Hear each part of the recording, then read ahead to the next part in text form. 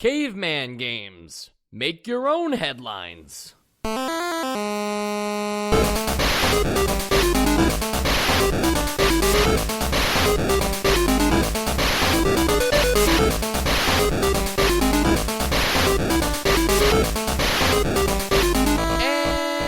welcome to Nostalgia, a chronological exploration of every NES game released in North America. I'm Mike. I'm Sean. And I'm Joe. Caveman Games, originally with the subtitle Caveman Games, The Olympics. I saw That's so much better. Yeah, I wonder if the Olympics got involved because aren't there isn't it kind of like the Super Bowl? You can only call it the big game or something. Yeah, I guess that's true, but the Olympics, the Olympics, feels like it's parody enough. Yeah, that's true. But you bring up a good point because Mario and Sonic are just getting away with fraud, right? Yeah, do you think they have a deal? Yeah, they do. They absolutely do. But I think it'd be funny to pretend Nintendo just wants everyone to assume they have a deal, so they're just blatantly putting it in there. Yeah, it's Mario and Sonic at the Olympic Games. We talk to them. We're good. We're cool. Yeah, Caveman Games, the Olympics. You guys like it? I don't know how I feel about it. It's fine. It's colorful at least, but there's actually a lot of color in this game. The manual refers to all of the athletes as cave athletes. It's not really a pun there. It's just another way to get just caveman a qualifier. Yeah, it's a qualifier. Are NFL players mansion athletes?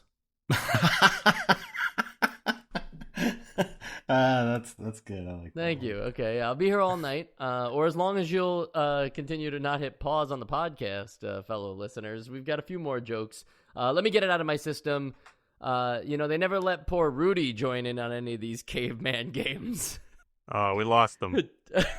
Yeah, we are out of here. I'm out of control now. No, realistically, though, the bios for these characters in the game, that you can play as, I ain't reading all that. That's a lot of stuff. You think you're in an RPG or something. And I like Gronk. There's Gronk, and then I played as Uga, the Eastern European one. Because they all are from a different location, but I only read the Eastern European one and the North American one, and then I was like, okay, I can't read any more of these. Right, I'm here to play video games. Is it actually Gronk is his name?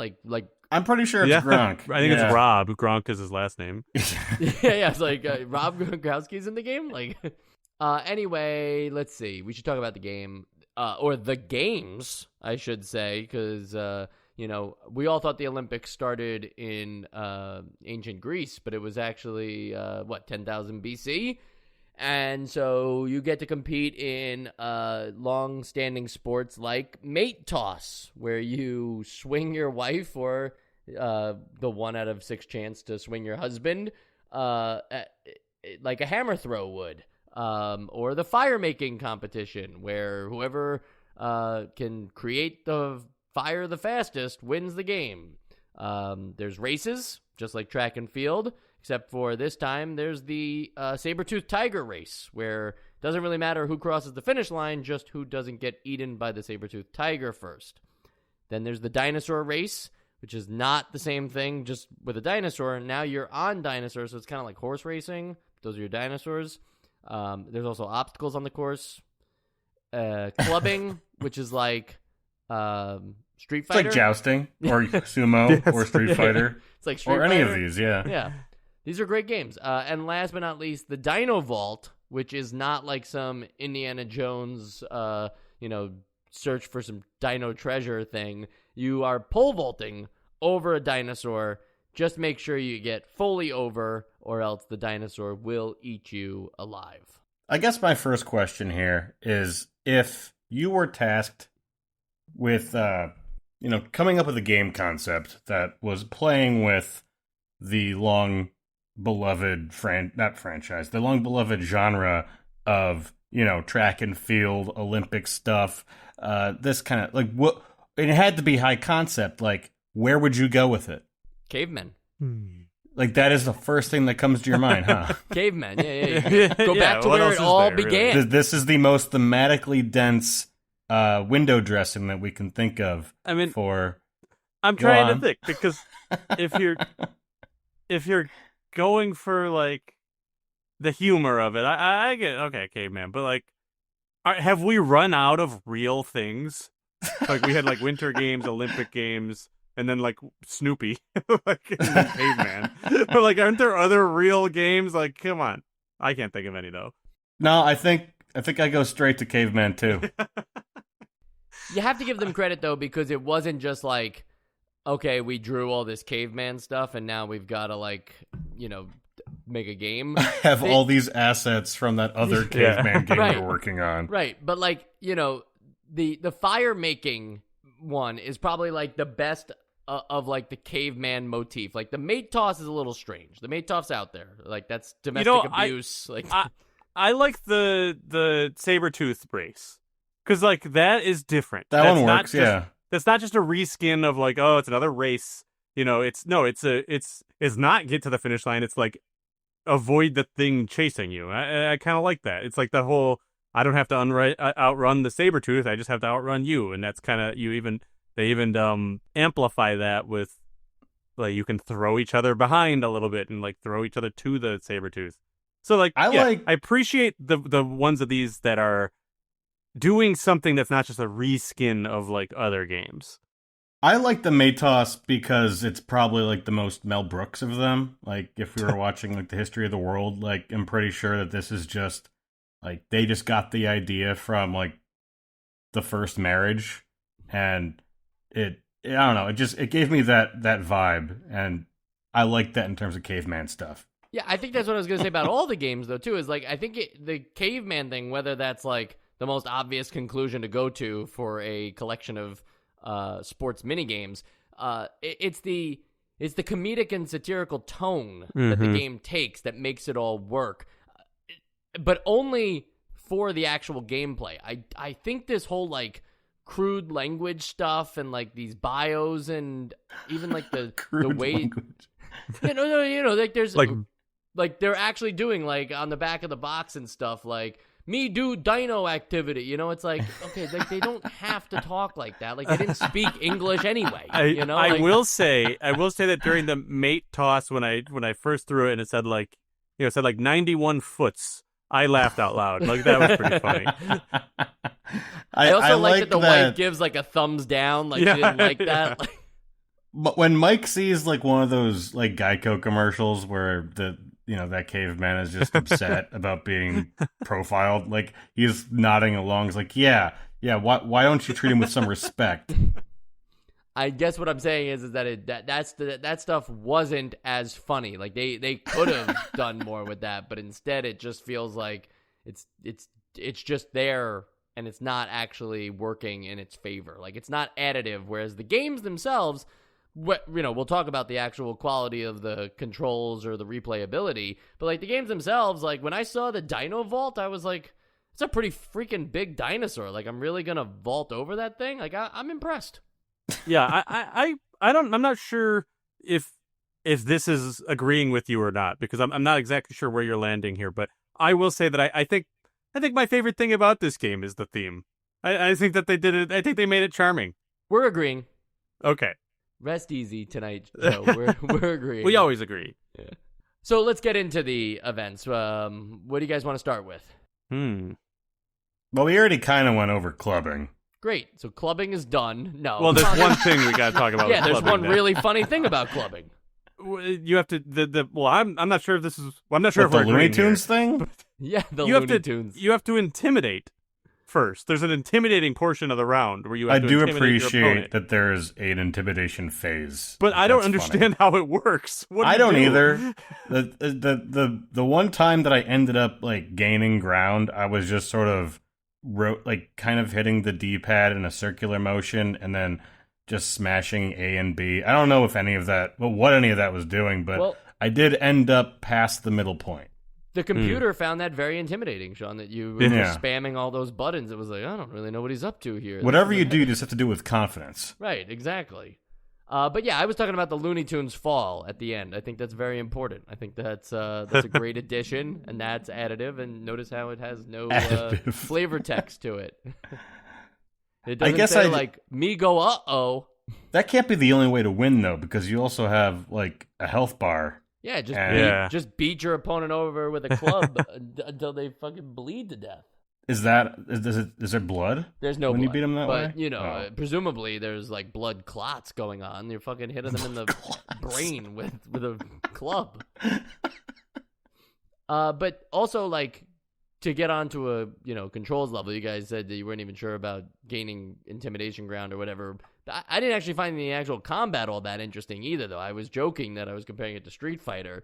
It's not that kind of game. It's just move and attack with a club. And for the most part, the computer seems to be a lot better at doing this than I am. Well, and this is where, I jump the gun here and talk about how I think all of these games, these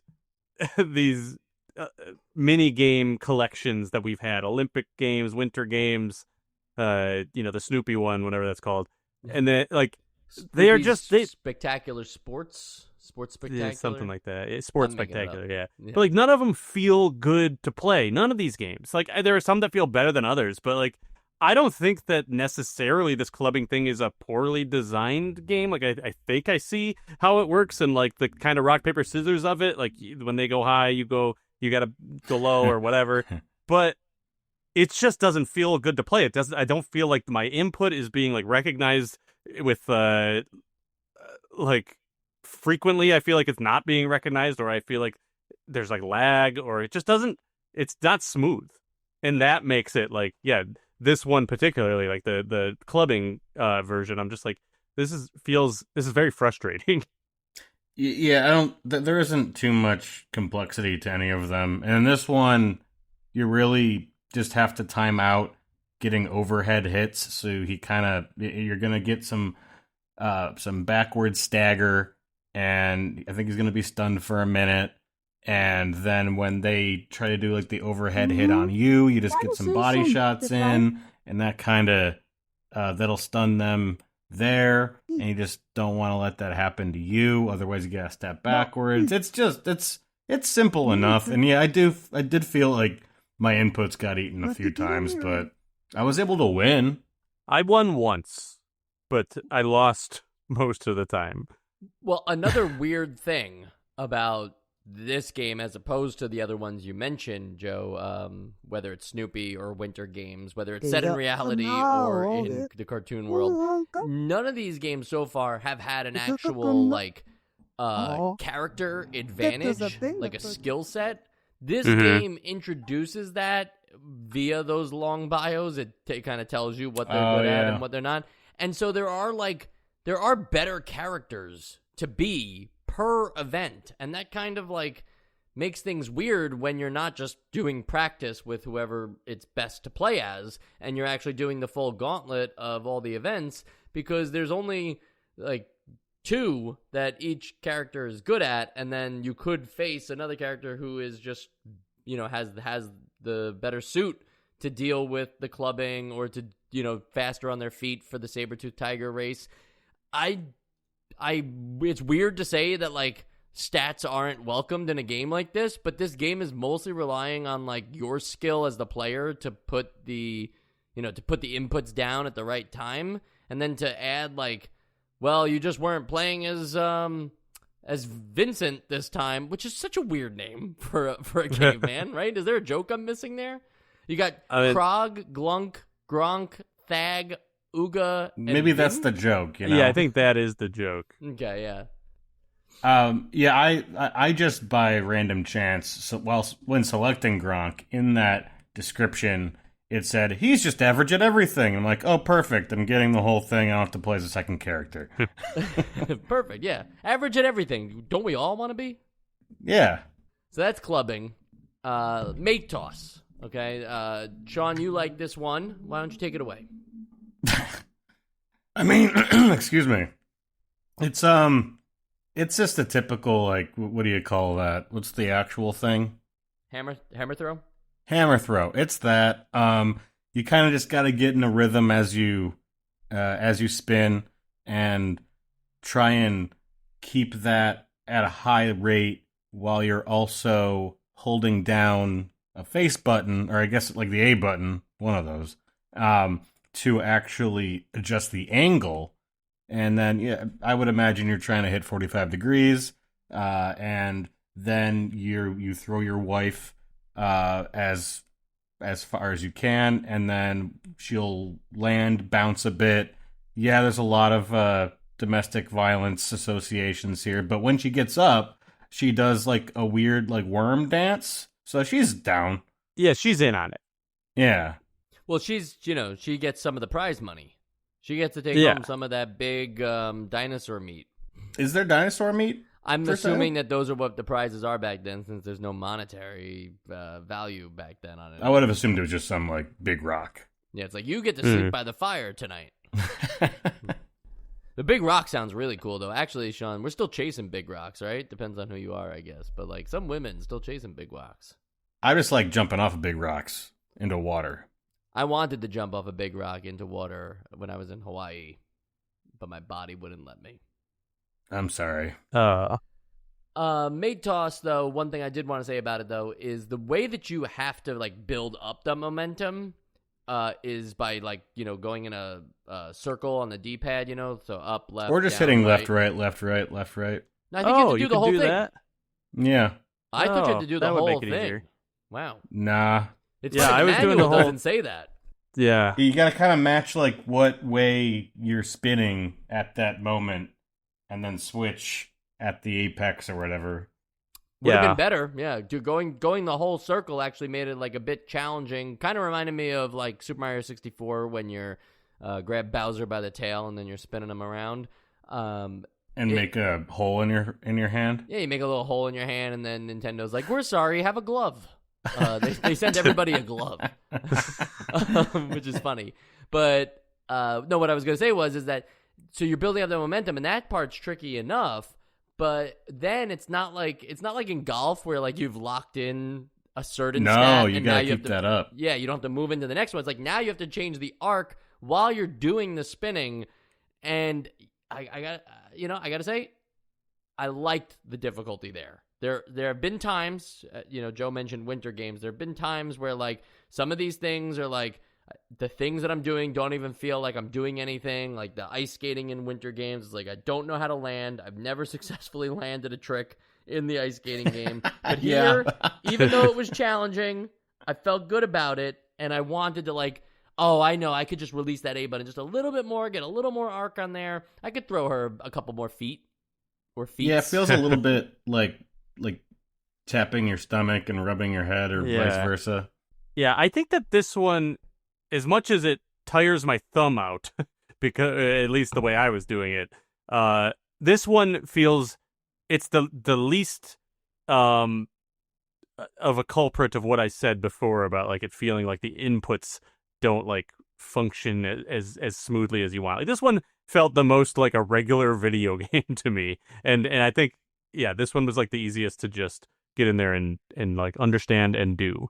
So let's go over to the races. The saber-tooth tiger race, we talked about what's interesting about it, where you're getting chased by the saber-tooth, but how is the actual, like, racing mechanics? And there's that one funny thing where, like, if you're close enough to your opponent, and they can do it to you too, but, like, you can kind of, like, push them back towards the saber-tooth and be like, hey, this is your problem, buddy. I appreciate something like that because, again, you're not expecting much from these little mini-games, right? Everything is just kind of like, all right, these are the buttons on the controller. How can we get across this idea? But that's like another part of the like silly nature of the game. It's actually this game in general is being more silly than Snoopy's Silly Sports Spectacular. Yeah, I'd say so. But yeah, I liked the concept of this. I don't love, and I get it because it's supposed to like, I don't know. It might be harder to have a race like this if you're just holding the right button, but like.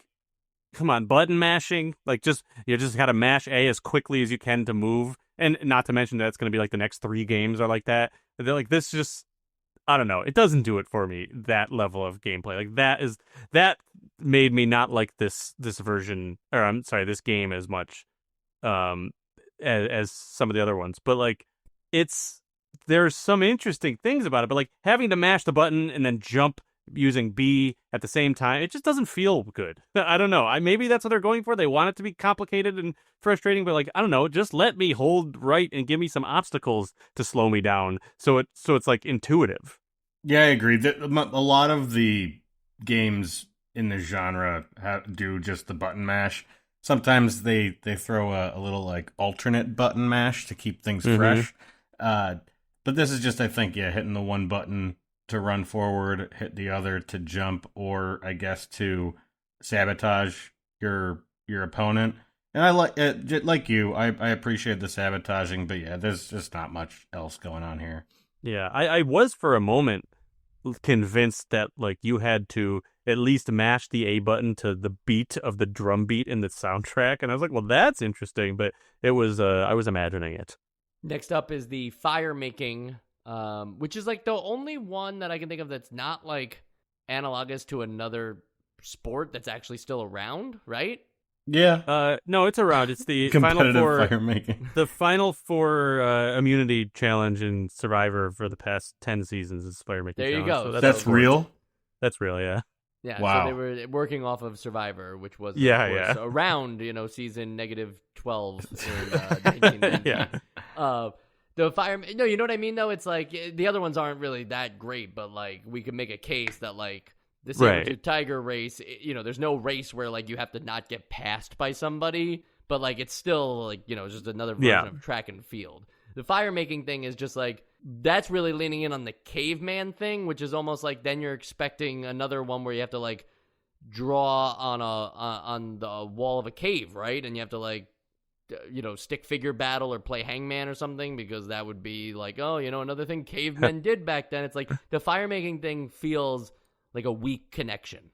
But I like this one probably the best out of all of these. Like this, it was simple input. There's still the idea of interfering with your opponent and smacking them on the head with the stick that you're trying to like kindle. And it's like there's 2 phases of it, and you gotta do different things depending on what phase you're in, whether it's like smoking yet, and you can like hyperventilate and go kind of crazy if you try to do it too fast and not match the rhythm. If we're gonna make like a semi-rhythm portion of this game, I think it's a cool concept and probably one of the at least the more unique games here. I like the concept too, and I do like watching my opponent make fire. My confession is I have not made fire. I don't get it. What am I doing wrong? I'm rubbing the sticks together. I'm getting the kindling, and then I'm blowing on it, but like I never get any smoke. You gotta start fast with the blows and then end more like slow and steady. When do you switch to blowing on it, though? Once you see like multiple sparks just sort of resting on the wood. Yeah, that's what I was doing, but I guess I don't know. Maybe I didn't have the rhythm down. Yeah, well, gotta get that rhythm down. You do have to alternate between the two, though, too. Yeah. It's not like, now it's time to start blowing. It's like you have to kind of go back and forth between rubbing the sticks and doing. Well, once it gets into the red, you gotta start blowing. Yeah, but then you might want to alternate between the stick rubbing and the blowing. This is so. See, there's different strategies. This is so fucking sexual. Yeah, we're talking a lot about stick rubbing and blowing. I know. Yeah. See, the problem is you were rubbing your stick when you should have been blowing it. Oh, I gotcha. And the last one, arguably, for me at least, the hardest one to do. I never got over this fucking dinosaur. The dinosaur vault. It's just challenging. There's not really a large window of opportunity here. I appreciate it both visually and as a concept. And it doesn't ever look like your little... Like, in pole vaulting, you have a huge pole. That you, yeah, we're coming back to it. I know, you man. rub that huge pole. The Olympics make me so horny. You got this large pole, and you're gonna go over the, what the other poles? I don't even know what they fucking call it. Like, Yeah, I don't know. The stick beam, the pole. bar. yeah, you're gonna go over the other one, so no problem, right? Because you can see it. It's like you have to use that very large pole to vault yourself over. I get it. This doesn't look like it's big enough to vault over a dinosaur. Like it's a bit of a stretch as it is. Well, this is a spring-loaded ancient stick. Oh yeah, lost technology. Yeah, but lost technology, extinct plant life. Bamboo back in the day used to have much more thrust. They were like springs. Yeah. Yeah. And any like explanation, you guys can come up with one on your own, but any explanation why the dinosaur looks like that? Why does he have like that human-shaped head?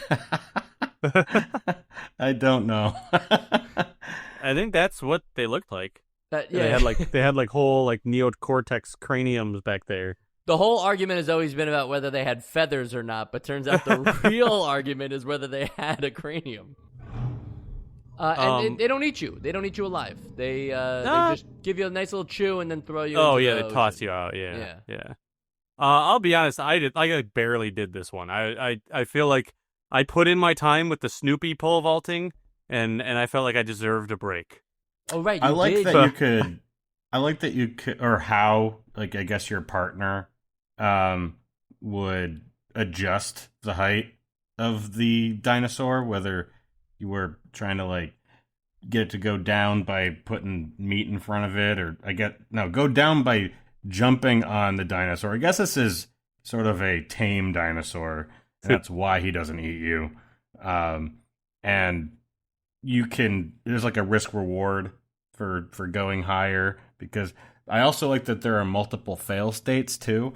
Like he could eat you if your trajectory goes like straight into his mouth, but if you kind of miss even that, he'll grab you by the loincloth, and then he'll swing you naked into the water. So there's different ways to fail.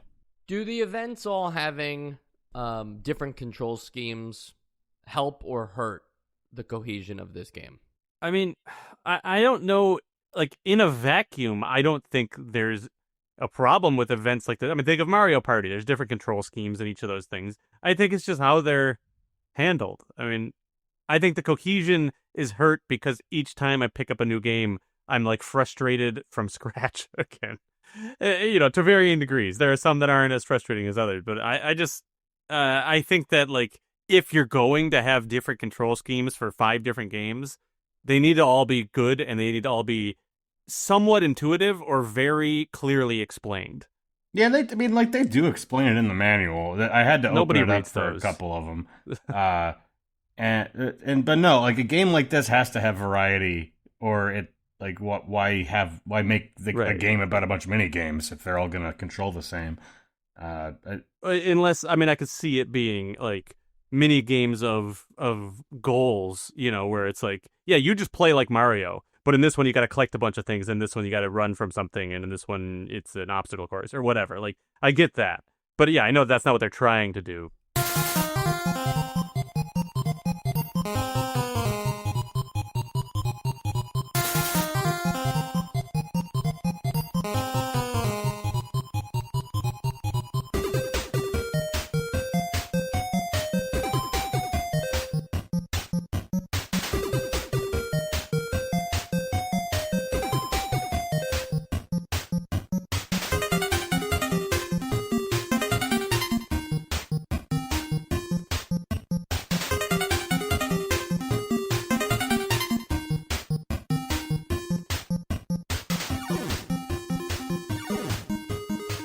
Yeah, the note about the manual and learning how to play each of these different control schemes brings up a good point about just how they went about doing it in the manual. There isn't like a simplified version of like, and here's the controller again, and here's what each button does. It's like you really do have to read a lot of text to understand. And granted, it's probably the clearest way to make sure everybody gets it, but there's no like quick reference thing. It is like, for instance, fire making.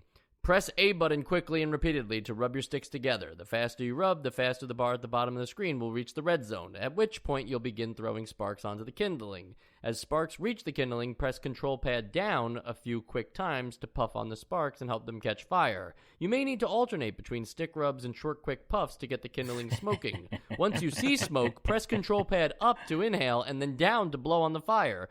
Up and down in a steady manner will ignite the fire. If you inhale or exhale too fast, you'll hyperventilate and become temporarily immobilized, indicated by stars over your head. It's like, Jesus Christ, anything else? Like, am I supposed to be blind? Like, is this just like for... There's not a way to be like, oh, how do you inhale again? It's like, well, it's somewhere in this paragraph it tells me that. That's exactly what I'm getting at. I guess it would have been better if there was a shoulder button that you could press so that it would show the mini controls like Mario Party, but we just, we're not there yet. Not there yet. We need that extra button, guys. And like Mario Party, okay, there are times where you want to play the board game, and there are mostly times where you just want to play like bumper balls, I just want to go to that one mini game and play it. And Mario Party allows you to do that. This isn't just exclusive to party games. There are, think about like any baseball game that has a full season, right? That's the main attraction, but it's not really what people wind up playing the most, actually. They just like go into an exhibition with a friend or something. Caveman Games, I don't think I'm saying anything controversial here, but it's the kind of thing where it's like, it's kind of unnecessary to go through the entire, like, I'm glad they're there for somebody who's skilled enough at this game.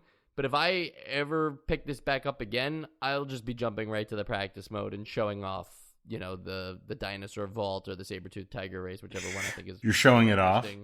Yeah, like to the aliens. If you have like a dinner party or something. Yeah. When the aliens come visit, I gotta let them know, like, hey, just so you know, this is where we started. Mike, did you play this with, or both of you, did you play this with anybody? I don't think you need to, but... Go ahead. I mean, that's, I think, where the fun would have been. I didn't either, but I can imagine it would be there. I didn't, but I think that, yes, I think it would be more fun than it is if you played like with someone instead of against the computer. Yeah. I'll play with somebody, but only if they agree to talk like the cavemen do. Okay, real question. Is this just a better game immediately if this is the Flintstones franchise instead of just Cavemen? Like you pick your character, you get to choose between Fred and Barney and Mr. Slade and Wilma and Betty and Dino. You think Mr. Slate would be a playable character? No, he's an unlockable. You have to you have to win the Olympics and then you unlock Mr. Slate. Yeah. The Martian guy. Yeah, what's his name again? Yeah. Marty. It's not Marv. That's the Looney Tunes guy. I think that it would be a different game. I think that it could be better for, obviously better for IP recognition. But, I think you actually, oddly enough, would have to lose a lot of the caveman, like, language and Ugg puns and foots and stuff, because they don't talk like that in the Flintstones. Yeah, there'd also be, like, a car race thing. Yeah. And more machine jokes about, like, little pterodactyls running your TV or something. Yeah, and someone would have to go, it's a living. That's what the wife would say in the mate talks. Yeah, yeah. Honestly, it's perfect. And then what was the last thing I had on this? Oh, Joe, I did look it up. It's the Great Gazoo. That's the Martian that's guy. right. Yeah. Everybody loves the Great Gazoo. There's no one's ever said anything controversial about him or his inclusion in the Flintstones franchise. So he's welcome at these races. Do people actually have an issue with him? The Great Gazoo killed the Flintstones. There's a jump the shark moment. Yeah. Oh wow! I didn't realize that a cartoon could do that. Oh yeah, it's insane. Speaking of which, the jump the shark thing comes from Happy Days, and everybody knows that, Mike. No, but did you know Happy Days had a cartoon as well? That feels like the jump the shark moment. You had an animated cartoon about the freaking live action sitcom. Was the shark in the cartoon? You know what? That's a great question. Did the shark have a speaking role in the cartoon? I didn't ask the speaking role. I am. Oh, okay. you got to take it to the next level. And we're going to take this show to the next level by doing the Essential Games list. Yeah, so I mean, like, look, there's some great humor in presentation here. I like, I do, you know, contrary to what I was saying about the actual, like, way cavemen talk, of which, of course, I'm a caveman apologist. You know, like, the actual theming of the events and everything is fantastic. The over-the-top animations and the various reactions that you can have by failing or winning these events is great. It's, you know, the replayability of it all is probably limited into how much enjoyment you get out of this. I think that's what I was also trying to get out of with, like, the main mode being doing the entire UGG Olympics, but realistically, the actual replayability is just, well, I'm really good at the, you know, at the saber-tooth tiger race, so I'm just going to do that, which is actually kind of funny to be good at that one, because that's the one that's, like, the least, like, I could improve upon. Like, at least the other ones are, like, measuring something of, like, how many foots you got across, or how high you vaulted. All that to say, it's not that I think that they even made a bad game here. I think I was, like, thinking that when I first started playing this game, just like, wow, I really don't have any appetite to play this kind of game. I've seen a lot of these track and field style games already on the NES, and now this one's just caveman themed, which is, like, for me, never go back to the past, always go to the future. I'd rather have, like, some cyberpunk games or something. But the actual just downfall of the game for me was just in how little I'm going to think about this game again after the fact. Like, all these things, whether they're good mini games or not, just takes, like, very little, like, to enjoy. And therefore it was not, like, even though I was joking about, like, yeah, I'm going to show people this, it's like, yeah, I'm realistically never going to show anybody this. And I can't put a game on the Essential Games list that I don't even, like, think is, like, worth showing off. So no, Caveman Games, not for me. How about you, Sean? Real quick, there was one game that we forgot to talk about, but it's basically just like a horse race, but there's a dinosaur instead. So not really worth getting into. But what I'll say about this game is it's preposterous to even suggest this might be on the Essential Games list. But of the Olympic / winter / whatever track and field genre this is my favorite of them. Because at least it's, like, funny and has, like, an identity, and it's, I don't know, it's having fun with it, whereas the other ones I felt were kind of the worst. Maybe I don't say that on those episodes, but right now, thinking back, they're the worst. But I think it's also, just to sort of comment on what Mike said, I think it's a little, like, weird to only play, to like, actually focus on one of these. Like, I think the only value that this game has is that there is all these different ones, and if you're playing with people, it only really makes sense to like, let's see how we do at all of them. But yeah, no, not essential. Yeah. Joe.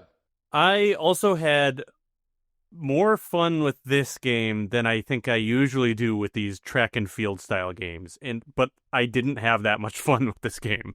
So, like, I think that tells you where I stand with this style game in general.